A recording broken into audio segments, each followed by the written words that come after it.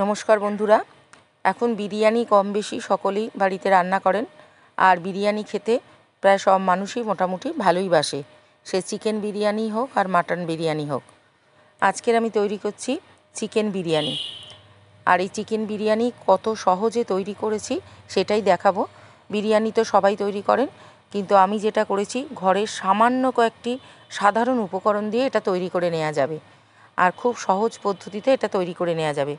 তার জন্য প্রথমে আগে ভাতটাকে একটু শক্ত করে নিতে হবে। ভাতটা কিন্তু 70 থেকে 80% মতো রান্নাটা করতে হবে। তারপর ফ্যানটা ঝরিয়ে রেখে দেব। এবার পেঁয়াজের বেরেস্তাটা তৈরি করে নেব, এবং ওই তেলের মধ্যেই দিয়ে দেব আমি গোটা গরম মশলা ফোড়ন। গোটা গরম মশলা দিয়ে আমি তারপরে এটা একটুখানি সটে করে নিয়ে এর মধ্যে দিয়ে দেব আলুটাকে একটুখানি সটে করে নেব। নিয়েই আমি লবণ আর দই মাখিয়ে চিকেনটাকে রেখে দিয়েছি 2-3 ঘন্টা।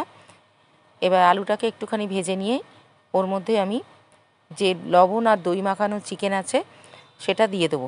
ওর মধ্যে কিন্তু আমি আর কিছু দিইনি, শুধু লবণ আর দই দিয়েছি, কোনো মশলা কিন্তু আমি যোগ করিনি। এবার চিকেনটাকে সব দিয়ে দেবো এক এক করে। তবে এটা একটু সময় দিয়ে ম্যারিনেট করতে হবে, মানে ম্যারিনেশনের পরে রেখে দিতে হবে ঘন্টাখানেক অন্তত, তাহলে ভালো হবে এগুলো। আর এর মধ্যে শুধুই লবণ আর দই দিয়েছি। এবারে সমস্ত চিকেনটাকে দিয়ে এটাকে আমি ভালো করে এবারে একটু সটে করে নেব। খুব বেশি আমি এটাকে ভাজবো না, জাস্ট একটুখানি মিশিয়ে নেব। আর যেহেতু দই দেয়া আছে, লবণ দেয়া আছে, এটা থেকে কিন্তু অনেকটা জল বেরোবে, কোনো সেভাবে জল আর দেওয়ার দরকার নেই। আর মশলা আমি খুব একটা ইউজ করিনি, একটা বিরিয়ানি মশলা আমি তৈরি করে নিয়েছি, সেই মশলাটা দেব। আর দেব একটু কাশ্মীরি লঙ্কার গুঁড়ো। আর এরপর দিয়ে দেবো আমি 1 চামচ বিরিয়ানি মশলা। বেশ অনেকটা বিরিয়ানি মশলা দিতে হবে। এটার মধ্যে আছে ছোটো এলাচ, লবঙ্গ, দারচিনি, জয়িত্রী আর জায়ফল, এটাকে আর গোলমরিচ, এটাকে ভেজে নিয়ে গুঁড়িয়ে নিয়েছিলাম। এবার মশলাটা দিয়ে ভালো করে এটাকে একটু মিশিয়ে নিতে হবে।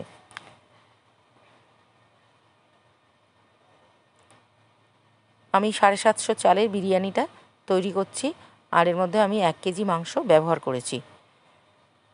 মাংসের পিসগুলো একটু বড়ই রেখেছি, তবে আপনাদের যেমন ইচ্ছা হবে তেমনই রাখতে পারেন। তবে এইভাবে একবার করে দেখবেন, খুব সহজ এবং তাড়াতাড়ি হয়েও যাবে। আর অলরেডি জল বেরোতে শুরু করেছে, এবার ঢাকা দিয়ে আঁচটা কমিয়ে রাখলেই এর থেকে প্রচুর জল বেরিয়ে যাবে। আর লবণটা আমি মাংসের মধ্যে মাখানোই ছিল, আর প্রয়োজন পড়লে আবার এর মধ্যে আমি লবণ দিয়ে দেবো। এবার একটুখানি রসুন বাটা দিয়ে দিলাম। রসুন বাটাটা আগে দিতে ভুলে গিয়েছিলাম, রসুন বাটাটা দিয়ে দিলাম। এবার রসুনটা দিয়ে একটুখানি কষে নিতে হবে, যেহেতু পরে রসুনটা দিলাম তাই একটুখানি নাড়াচাড়া করে নিতে হবে। আর আমি খুব একটা কালার করব না, তাই কালার দিইনি। কাশ্মীরি লঙ্কাতেই যেটুকুনি কালার হবে, আর কেশর দেবো তাতে যেটুকুনি কালার আসবে। এবার ঢাকা দিয়ে মাংসটাকে রান্না করে নেব। মোটামুটি 70 থেকে 80% রান্না করে নিয়েছি। দেখুন কত জল বেরিয়েছে। এরকমভাবে ঢাকা দিয়ে দিয়ে মাংসটাকে একটু রান্না করে নিতে হবে, আর এতে প্রচুর জল বেরিয়ে যাবে দেখবেন। এবার এই জলটাকে একটুখানি কমিয়ে নেব, আর এই সময় দিয়ে দেবো একটু পেঁয়াজ বেরেস্তা। পেঁয়াজটাকে কিন্তু আমি খুব একটা লাল করে ভাজিনি, মোটামুটি ভেজে নিয়েছি। ওই পেঁয়াজ বেরেস্তা দিয়ে দিলাম, জলটা কমে এসছে। এবার আমি এর মধ্যে যে ভাতটা রান্না করে রেখেছিলাম সেই ভাতটা দিয়ে দেবো অর্ধেক। আমি 2টো লেয়ারে করব। প্রথমে একটা লেয়ারে ভাতটা দিয়ে দিলাম।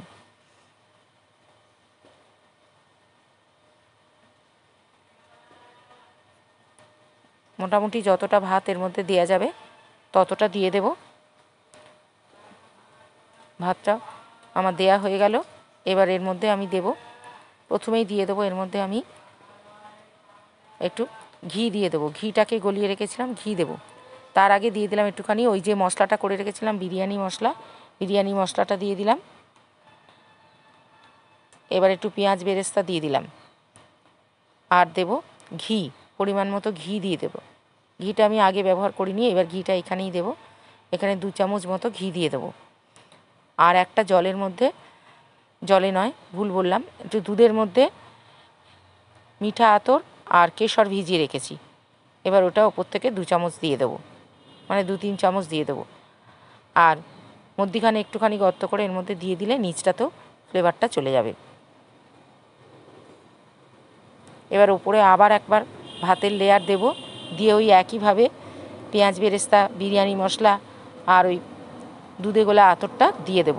আর ঘি তো দিতেই হবে ওপর থেকে আর একবার। ব্যাস, এই দুটো লেয়ারে আমি বিরিয়ানিটা সাজিয়েছি।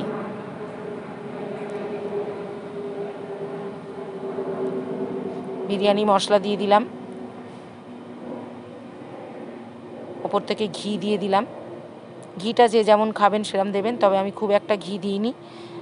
যতটা চাল ব্যবহার করেছি সে তুলনায় আমি কম পরিমাণ ঘিয়ে দিয়েছি। ঘি চপচপে না খাওয়াই ভালো, এখন ঘি খাওয়াটা অতটা স্বাস্থ্যসম্মত নয়। ওপর থেকে বেরেস্তা দিয়ে দিলাম, আর দিয়ে দেবো ওই মিঠে আতর যেটা ছিল ওটাও দিয়ে দেবো ওপর থেকে।